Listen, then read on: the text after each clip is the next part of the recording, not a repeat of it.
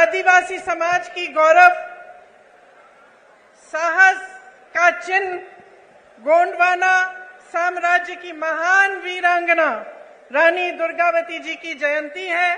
उन्हें मेरा शत शत नमन। जय जोहार। लोकनायक टंट्या मामा जी की जय। जय भीम। मेरे साथ एक बार जोर से बोलिए, हमू आखा एक छे। आदिवासी नायक भीमा नायक जी, शंकर शाह रघुनाथ शाह जी, बादल होई जी की विरासत को नमन। माही माता की कृपा से, कालका माता की कृपा से,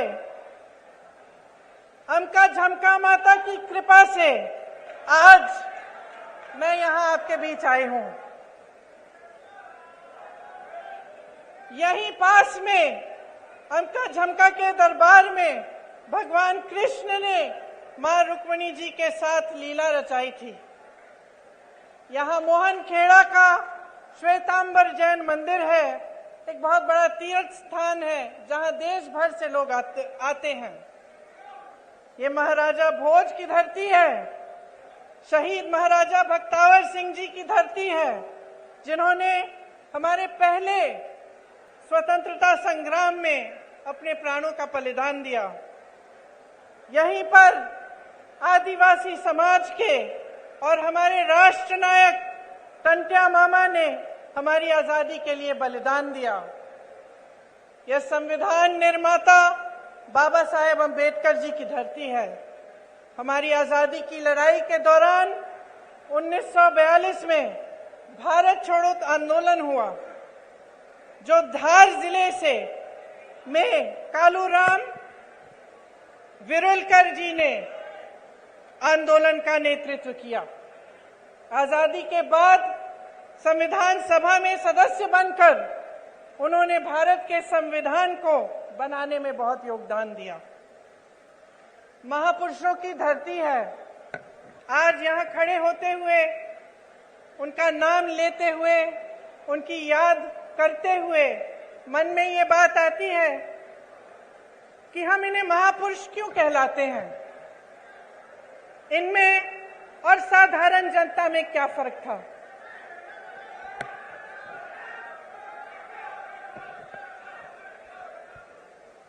फर्क ये था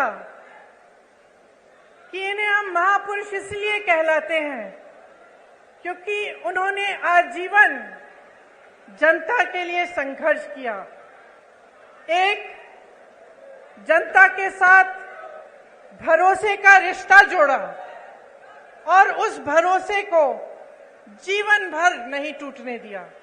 इसीलिए आज भी उनके गुजर जाने के सैकड़ों साल, दशकों बाद हम उनकी याद करते हैं और उनको नमन करते हैं।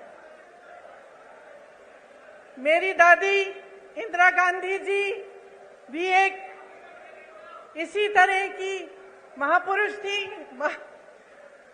पुरुष नहीं थी, मतलब एक बहुत बड़ी हस्ती थी जिन पर आपका पूरा भरोसा था। और आपका भरोसा इसलिए था क्योंकि उन्होंने दिन रात आपके लिए काम किया। एक भावनात्मक रिश्ता था और आज यहां खड़े हुए उस रिश्ते की भी मुझे याद आती है। हम छोटे थे, हमें आपकी कहानियां बताती थी, आपकी संस्कृति के बारे में बताती थी, और जो रिश्ता आपके और उनके बीच था वो आदर का रिश्ता था, प्रेम का रिश्ता था, श्रद्धा का रिश्ता था। ये एक तरफा नहीं था। ये बात नहीं थी कि सिर्फ आप उनसे प्रेम करते थे या उनके प्रति आपके दिल में श्रद्धा थी।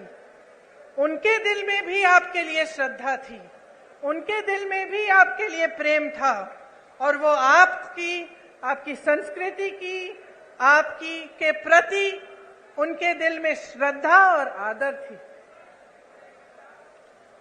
तो ये जो रिश्ता होता है जो नेता और जनता के बीच में होता है, एक बहुत अनोखा रिश्ता होता है।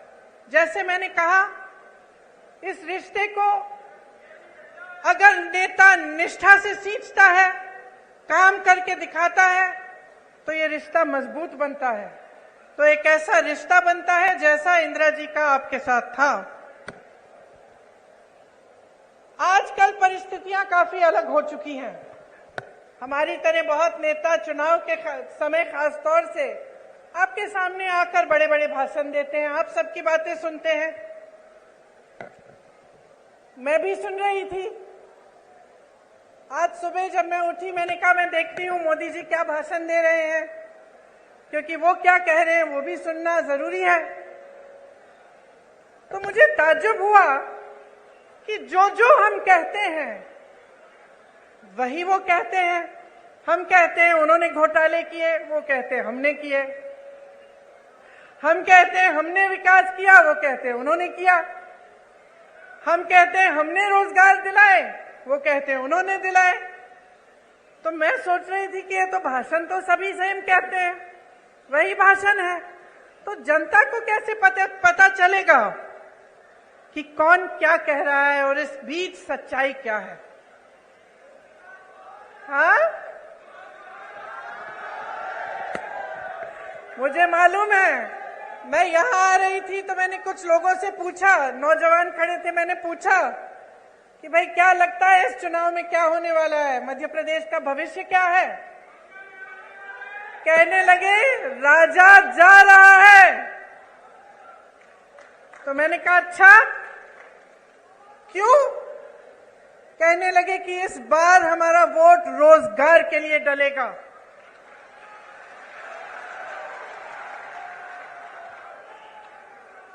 तो इसमें एक बात जो मैं इससे पहले कह रही थी वह स्पष्ट हो जाती है कि जब एक पार्टी का नेता आपके सामने कुछ कहता है, दूसरा वही चीज लगभग कह के जाता है, तो आपको पता कैसे चलता है कि कौन सच्चाई कह रहा है? पता आपको तब चलेगा जब आप अपने ही अनुभव पर उतरेंगे। आपका अनुभव क्या है? आपका जीवन क्या है? आपके संघर्ष क्या है? क्या महंगाई बढ़ी है पिछले 18 सालों में? बताइए। 10 गुना? पिछले 5 सालों में? 3.5 सालों में? जब से इनकी सरकार रही है तब से बढ़ी है कि घटी है? बढ़ी है। रोजगार मिले हैं आपको? नहीं। मेरे किसान भाई जो खेती छोड़ के यहां आए हैं, बताइए आपका जीवन ज्यादा मुश्किल हुआ है कि ज्यादा आसान? मुश्किल हुआ है।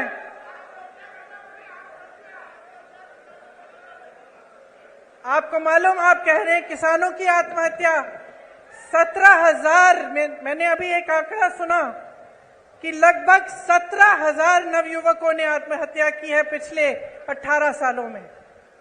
तो सोचिए कि आपकी सच्चाई आज क्या है। किसी की बातों में मत पड़िए, मैं तो कहती हूं मेरी बातों में भी मत पड़िए, अपनी सच्चाई और अपने अनुभव में पड़िए और उस अनुभव के आधार पर अपना निर्णय लीजिए। आज हम इस देश में खड़े हैं जिस पर हम सबको गर्व है। और गर्व क्यों है? क्योंकि अगर आप आसपास के देशों को देखेंगे तो शायद हमारा एक देश है इन सारे आसपास के देशों में जो आजादी के बाद एक लोकतंत्र माना जाता था और जिसका लोकतंत्र हमेशा मजबूत रहा है। और ये लोकतंत्र हमारे संविधान में गढ़ा हुआ है। जिन्होंने हमारे संविधान को लिखा और बनाया, उन्होंने जीवन इस देश के लिए दिया। एक नहीं थे, बहुत सारे लोग थे हमारे स्वतंत्रता सेनानी। और हमें गर्व है आज अपने देश पर, जिसके संविधान में लिखा है कि हर जने को समान अधिकार मिलना चाहिए। हमारी कांग्रेस की सरकारों ने पंचायतों को सत्ता देकर यह अधिकार मजबूत बनाया। आज देखिए आज की परिस्थिति क्या है। आज तमाम पंचायतों को मुश्किलों में डाल दिया है। और जहां हमने पंचायतों के लिए व्यवस्था लागू की, भाजपा सरपंचों के अधिकारों में कटौती ला रही है, आपको कमजोर कर रही है।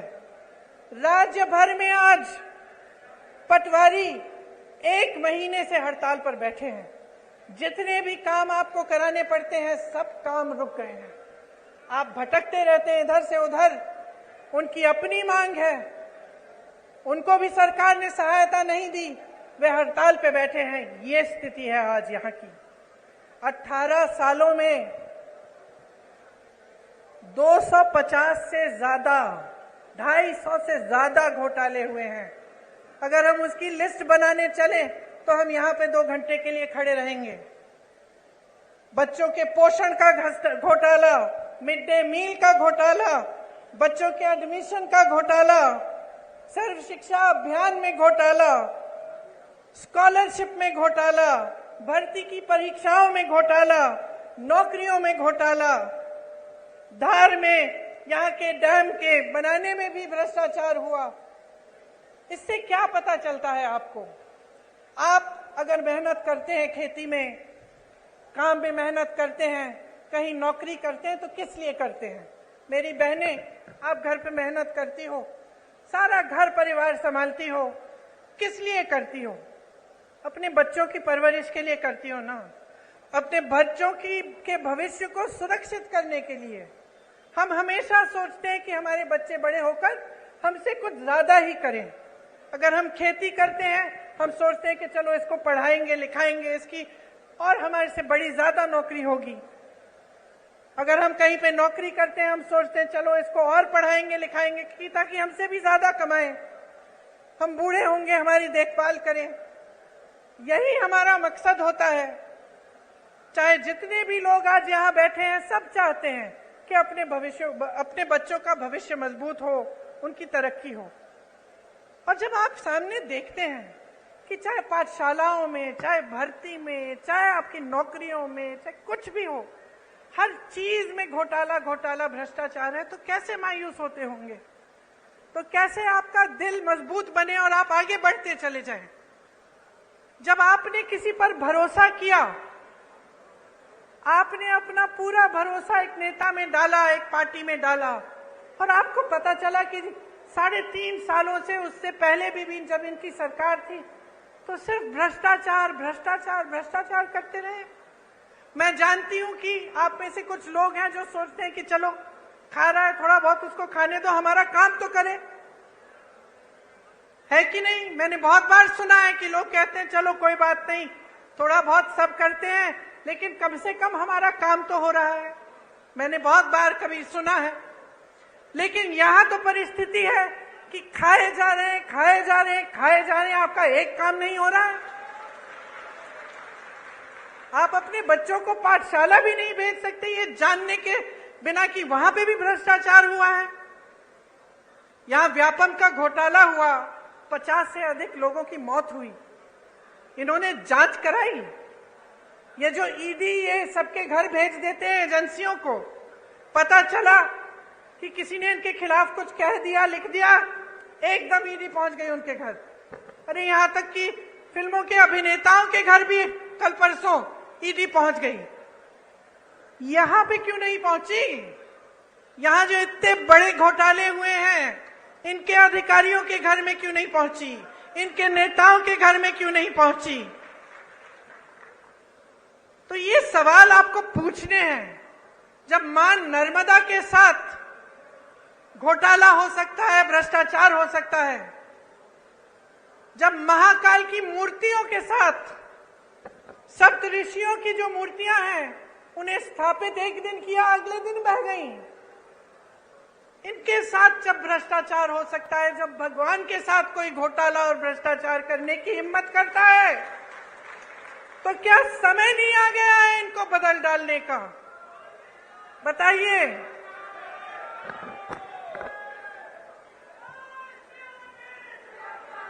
देखिए,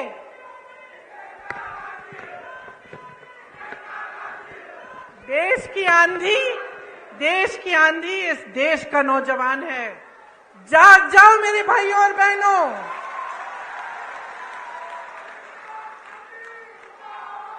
आपको बचाने के लिए कोई आंधी नहीं आ रही है, आप खुद को बचाइए। ये जो आपके साथ हो रहा है ये गलत है। जो रोज रोज आप जी रहे हैं, आप संघर्ष कर रहे हैं, ये गलत है। मेरे नौजवान भाइयों, आप फीस देते हैं ट्यूशन की, देते हैं कि नहीं? जब आपको भर्ती की परीक्षा भरनी पड़ती है, आप संघर्ष करते हैं कि नहीं? माता पिता आपके लिए खेती करते हैं, नौकरी करते हैं, संघर्ष करके आपके लिए पैसे इकट्ठे करते कि आपकी फीस भरेंगे कि नहीं? तो क्यों इनको आपने इतनी हिम्मत दे दी है कि जब आप परीक्षा देने जाते हैं तो बार बार उनकी भर्ती की परीक्षाओं में ये घोटाला करते हैं? मैंने उत्तर प्रदेश में देखा है, मैंने उत्तर प्रदेश में ऐसे नौजवान देखे हैं जिनके 10-10 साल गुजर गए हैं। एक परीक्षा दी, मार्क्स नहीं निकले, उसमें कुछ घोटाला हो गया। दूसरी परीक्षा दी, उसमें भी घोटाला हो गया, भर्ती की लिस्ट नहीं निकली। इंतजार करते रहे ये सोच के कि हमने पैसे खर्चे हैं, हमने मेहनत की है, एक ना एक दिन हो जाएगा। इंतजार करते रहे। जो बच्चा 22 साल का था, 21 साल का था, अब 30 साल का हो गया, अभी तक उसको नौकरी नहीं मिली।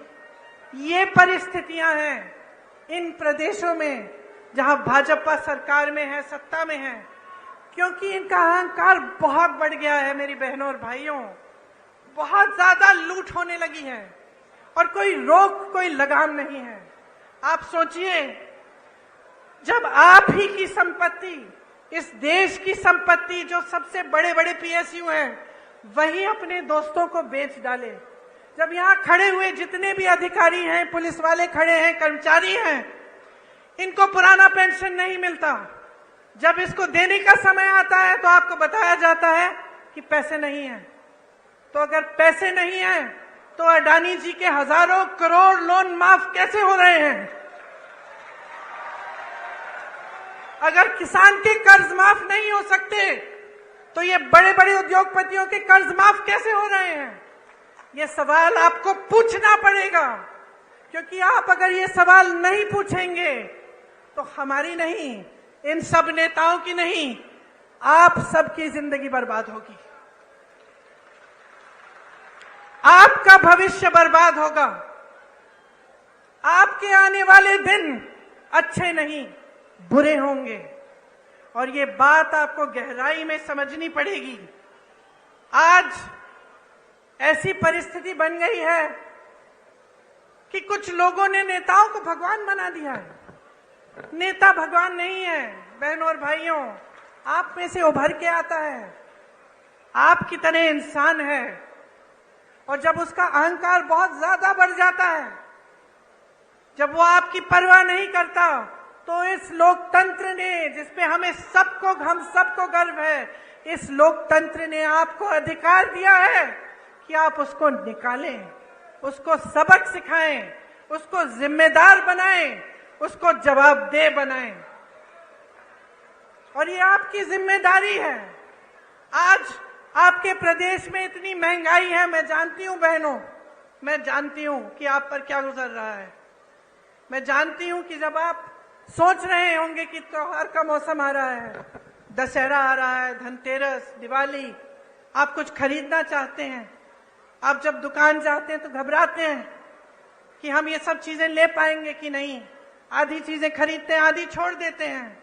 मैं जानती हूं आप सोचती हैं कि किस तरह से थोड़ी बहुत बचत हो जाए घर में, थोड़ा कम खा के, थोड़ा सा काम ज्यादा करके।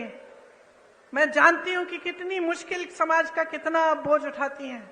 आपको बताया जाता है कि राशन हमने मुफ्त कर दिया, वाह वाह वाह, बहुत बढ़िया। वहां हजारों करोड़ के लोन मुफ्त में मिल रहे हैं, यहां राशन पे हमें आपसे हाथ जोड़ना पड़ रहा है।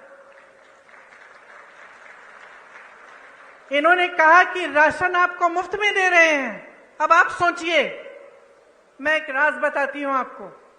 जब कांग्रेस की सरकार थी तब आपको राशन कितने में मिलता था? 60 रुपए में।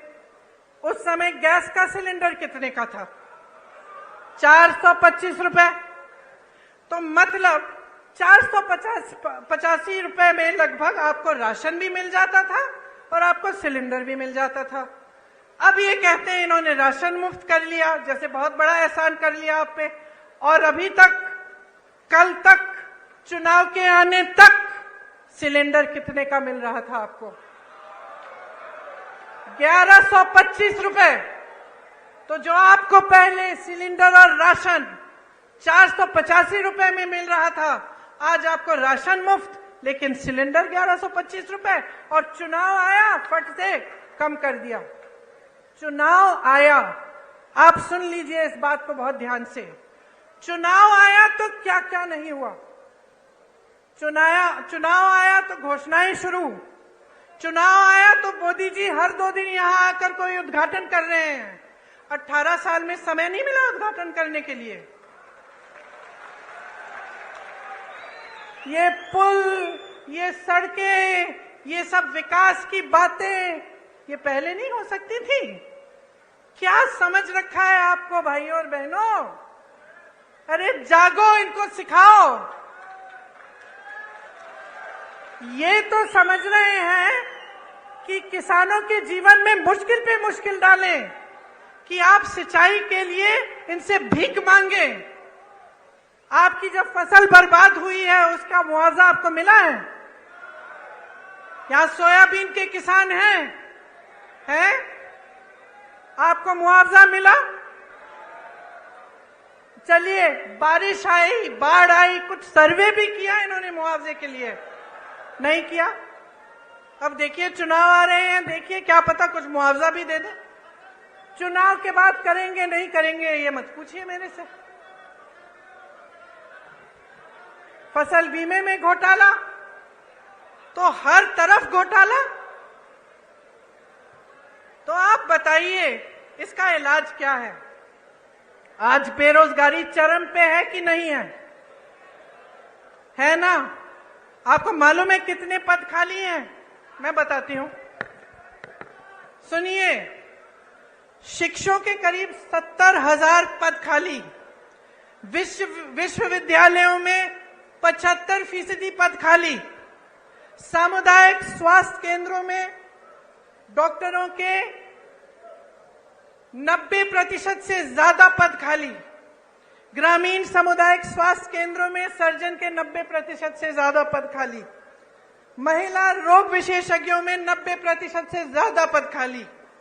फिजिशियन, जो डॉक्टर होते हैं, जो सारी बीमारियां समझ जाते हैं, 90% से ज्यादा पद खाली। बच्चों के डॉक्टर 90% से ज्यादा पद खाली। पूरे प्रदेश की सीएचसी में एक भी आंख का डॉक्टर नहीं है। मोतियाबिंद होती है, आंख में तकलीफ होती है, कहां जाएंगे? कहां जाएंगे? प्राइवेट में जाएंगे। प्राइवेट में चले जाते अगर पैसे कमाने का मौका दिया होता आपको।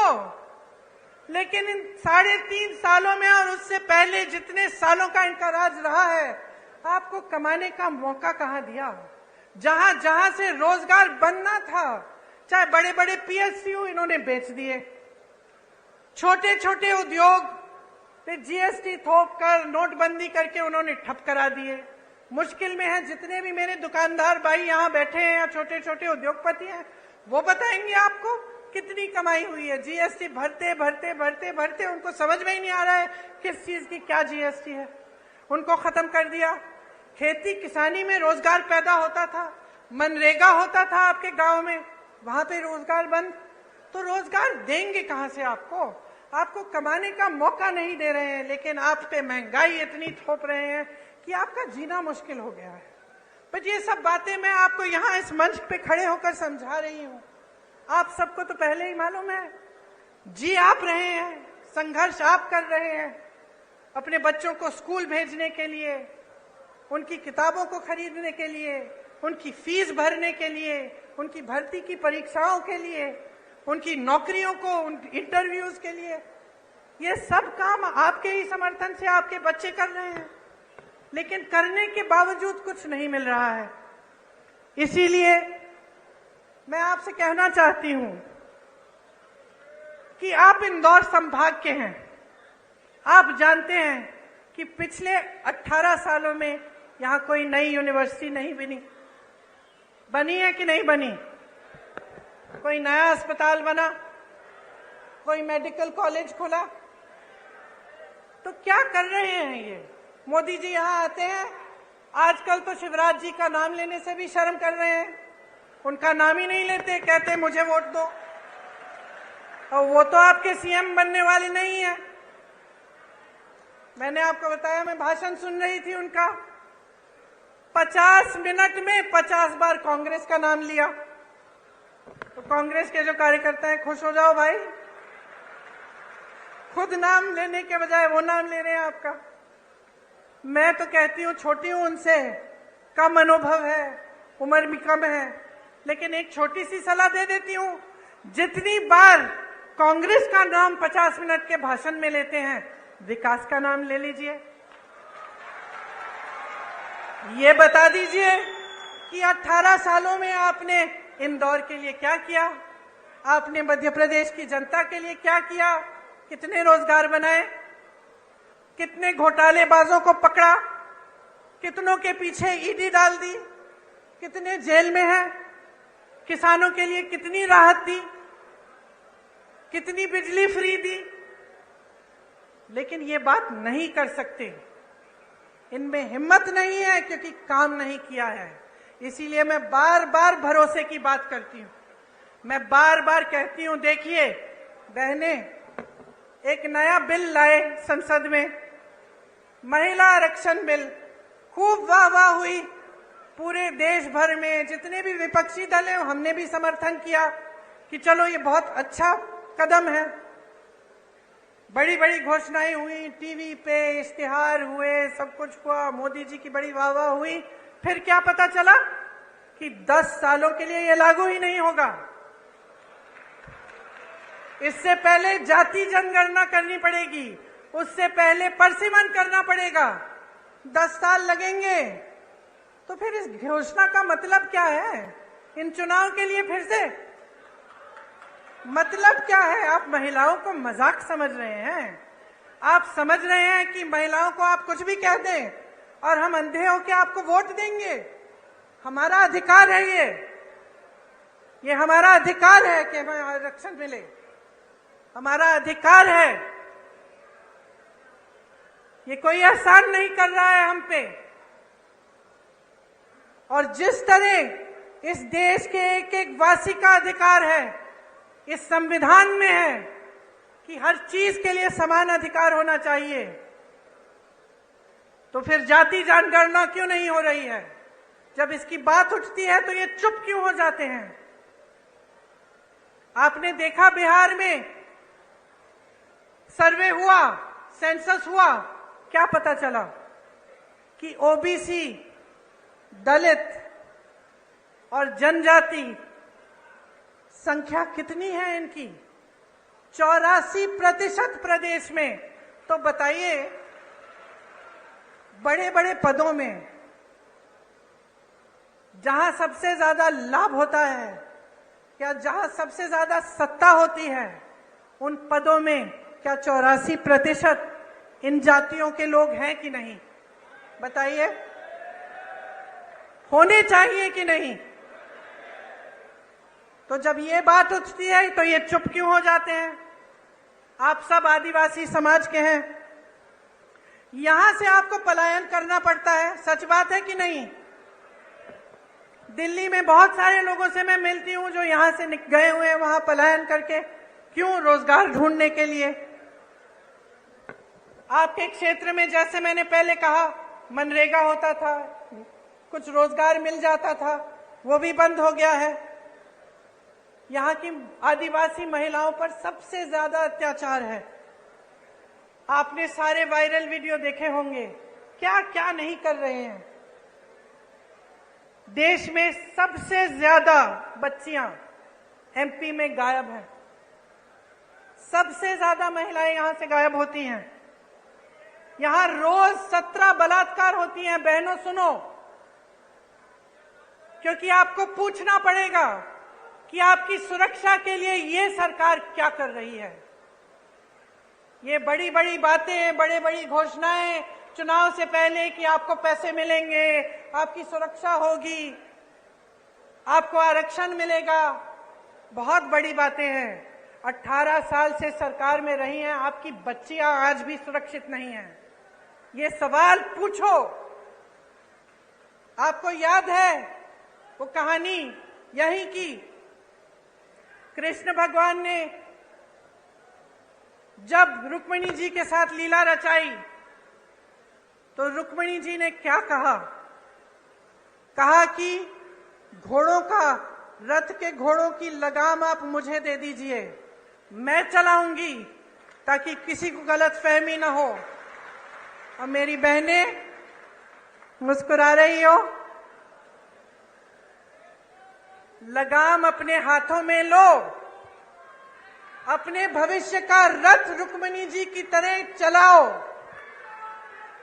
आगे देखो, अर्जुन की आंख और अर्जुन के निशाने के तरह विकास, अपने बच्चों का भविष्य, अपने अधिकार, इस देश को आगे बढ़ाने का काम अपनी नजर से मत हटाओ। ये तुम्हारी जिम्मेदारी है मेरी बहनों। तुम अगली पीढ़ी का परवरिश करती हो, तुम समाज को बनाती हो।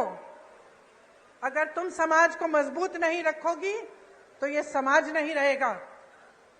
जो आपकी परंपराएं हैं, मेरी दादी इंदिरा गांधी कहती थी कि जो आदिवासी संस्कृति है, जो आदिवासी परंपराएं हैं, इन्हें मजबूत रखना बहुत जरूरी है। कभी इन्हें बदलने की कोशिश नहीं की उन्होंने। जल जंगल जमीन का अधिकार आपको दिया, पट्टे आपको दिए ताकि आप मजबूत बने। और मेरी बहनें, आज इस देश का एक एक नेता समझ गया है कि अगर महिलाओं का वोट उसे नहीं मिले तो वो सत्ता में नहीं आ सकता। इसीलिए मेरी बहनें, जब मैं कहती हूं कि लगाम संभालो, अपना रथ खुद चलाओ, मैं इसलिए कहती हूं कि आज कौन सत्ता में आएगा, कौन नहीं आएगा, ये आपके हाथों में है। इस बात को गहराई से समझो। जब आपको झूठे वादे किए जाते हैं, जब आपको बताया जाता है कि हम आपके लिए क्या क्या नहीं करेंगे, तो जानते हैं आपकी बेटियां अगर हैं तो कभी कभी बेटी आती है, कहती है अच्छा लड़का मिल गया, तो आप कहती हैं कि अगर हमें शादी के लिए तुम्हारे लिए लड़का ढूंढना है तो पहले हम जानना चाहेंगे कि उसकी क्या मजबूती है, क्या करेगा। अगर आपको लगे कि ऐसा लड़का है जो झूठ मूठ के बता दे लड़कियों को कि आपके लिए ऐसे ऐसे महल बनाएंगे, हम आपको यहां ले जाएंगे, ऐसा करेंगे, वैसा करेंगे, तो आप क्या कहेंगी अपनी बेटी से कि बेटा ध्यान रखो, ध्यान रखो, ये बहुत बड़ी बड़ी बातें करता है, ये करेगा नहीं। कहती है कि नहीं? तो इतनी समझदार है, इतनी जिम्मेदार है, अपने आप को फुसलाने मत दीजिए। समझ जाइए कि ये राजनीतिक खिलवाड़ हो रहा है आपके साथ।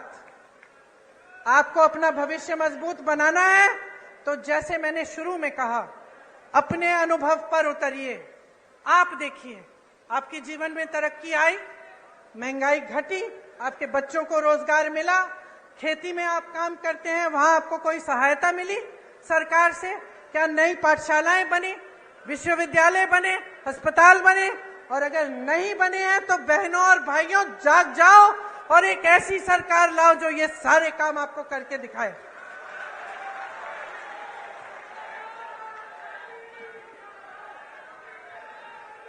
शिशुपाल के अत्याचारों का घड़ा भर गया है, भर गया है। अब कृष्ण भगवान की तरह कृष्ण रूपी बन जाओ और कृष्ण भगवान की तरह इनको निकाल दो, इनको खत्म कर दो।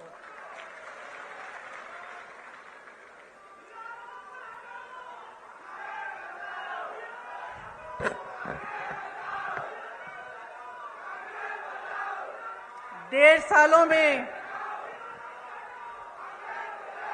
पिछले चुनाव में पिछले चुनाव में आपने कौन सी सरकार चुनी थी?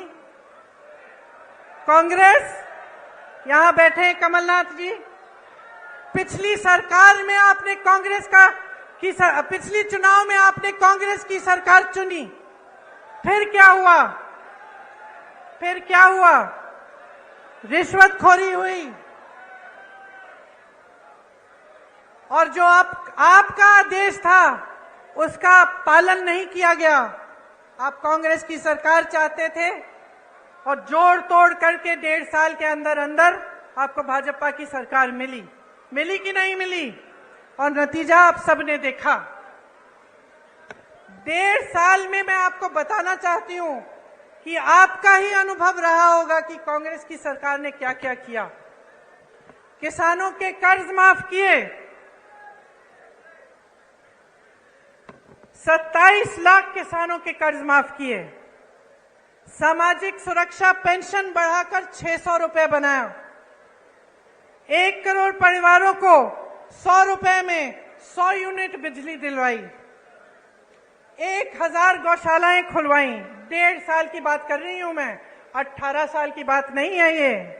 आदिवासियों के लिए 12,000 बर्तन बैंक खोले, इससे आपको भी सुविधा मिली होगी।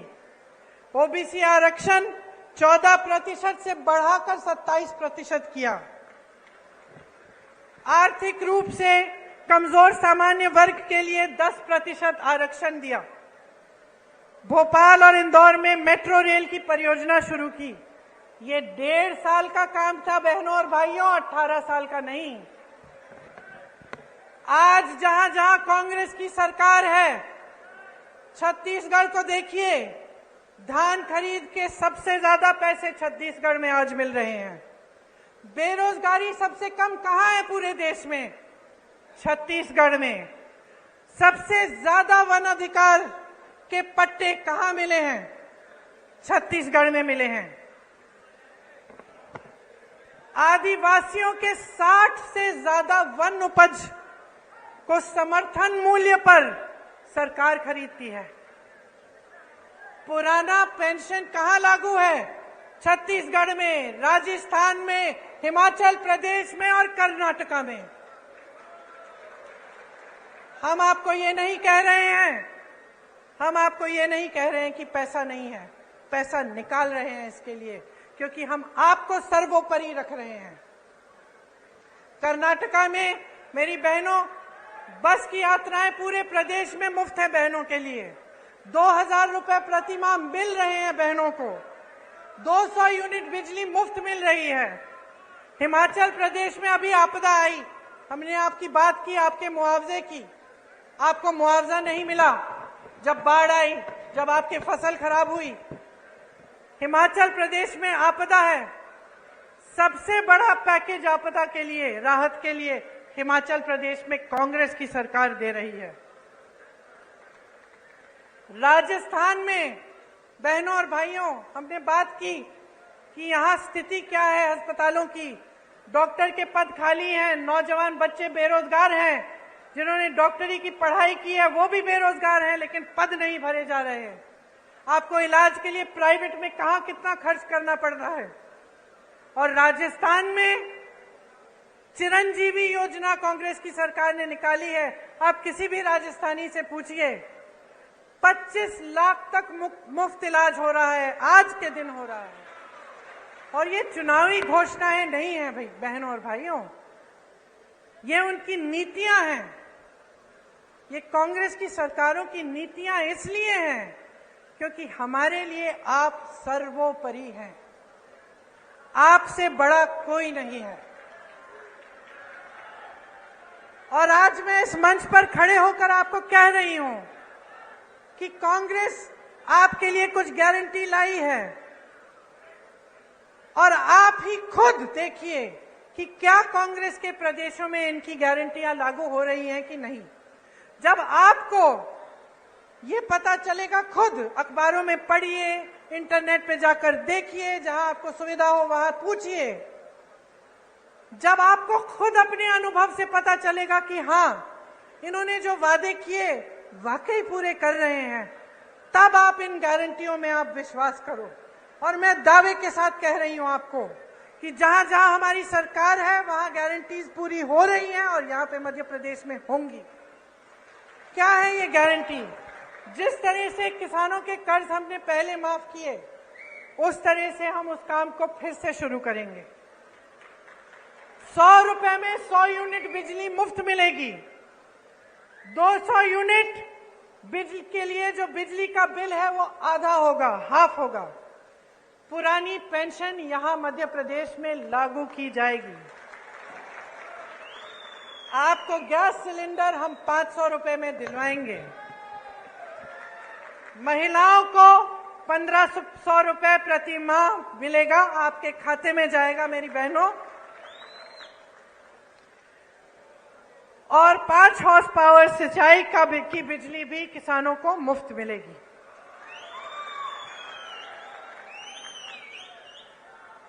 देखिए, आपने मेरी बातें बहुत ध्यान से सुनी और मैं यहां खड़े होकर ऐसी कोई बात भी नहीं करना चाहती जो सही नहीं है। दूसरी पार्टियों के बारे में नकारात्मक बातें करना, उल्टी सीधी बातें करना आसान है। अपने काम और अपनी पार्टी, अपनी सरकारों के अनुभव, उनके विवेक, उनके कार्यों के आधार पर बात करना मुश्किल होता है। मुश्किल क्यों? क्योंकि फिजूल की बात नहीं कर सकते। मैं यहां खड़ी होकर ये नहीं कह सकती कि भाई राजस्थान में चिरंजीवी योजना है, 25 लाख का मुफ्त इलाज है, अगर नहीं होगा तो। क्योंकि आप में विवेक है, आप जान लेंगे कि भाई यहां पे खड़े होकर सब फालतू की बातें करते हैं। तो यहां खड़े होकर मैं सिर्फ वो बातें करना चाहती हूं जो सच्चाई है, जो हमारे अनुभव की बातें हैं और जिन बातों की सच्चाई आप खुद खोज सकते हैं। तो यहां खड़े होकर सबसे बड़ी बात मैं आपसे क्या कहना चाहती हूं कि देखिए, ये देश आपका है, ये देश आपका है, ये प्रदेश आपका है, ये भविष्य आपका है, ये आगे वाली पीढ़ी, ये नई पीढ़ी आपकी है। तो जिम्मेदारी भी आपकी है, कांग्रेस पार्टी भी आपकी है, हम सब भी आपके हैं। तो ये एक बहुत बड़ी जिम्मेदारी है, इसको हल्के में मत लीजिए। आपको संविधान ने सबसे बड़ी शक्ति दी है, वो आपकी शक्ति है, जनता की शक्ति है। अब बहुत हो चुका है, आपने बहुत देख लिया है, टीवी में बातें सुन ली हैं, बड़े बड़े इश्तिहार देख लिए हैं, वहां हरियाली है, इश्तिहारों में बड़ी बड़ी चीजें हो रही हैं, सब बन रहा है, यूनिवर्सिटियां बन रही हैं, अस्पताल बन रहे हैं, रोजगार बन रहे हैं, पढ़ाई भी हो रही, सब कुछ हो रहा है इश्तिहारों में, लेकिन जमीन पर नहीं हो रहा है। और जब तक आप इसको जमीन पर नहीं उतारेंगे, आप स्पष्ट कर दीजिए हर नेता को कि जब तक ये बातें जमीन पर नहीं उतारेंगे, अपने वादों पर खरे नहीं उतरेंगे, तब तक आपका कीमती वोट उनके पास नहीं जाएगा। और मैं ये दावे के साथ कह सकती हूं कि अगर आप सोच समझ के अपना वोट देंगे, अगर आप वाकई अपने भविष्य को बनाने के लिए और ऐसी बातों में नहीं पड़ेंगे जिनसे आपके जज्बात जुड़ जाते हैं, क्योंकि बहुत चालाकी से चुनाव के समय आपके जज्बातों को जोड़ा जाता है। धर्म की बातें होती हैं, जाति की बातें होती हैं, ऐसी बातें होती हैं कि आपको बुरा लगता है कि भाई अगर हम वोट नहीं देंगे कहीं हमारे धर्म पे आंच ना आ जाए, कहीं हमारी जाति पे आंच ना आ जाए, लेकिन यह आपको गुमराह करने का तरीका है। तो जैसे मैंने कहा, अपनी आंख अर्जुन की तरह निशाने पर रखिए।